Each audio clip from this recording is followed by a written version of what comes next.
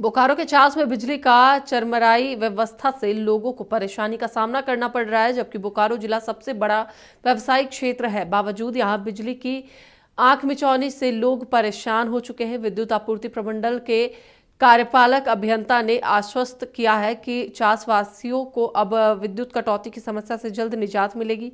चास शहरी क्षेत्र के लिए 10 मेगावाट पावर का ट्रांसफार्मर लगाया गया है। इससे लोड सेटिंग की समस्या दूर होगी।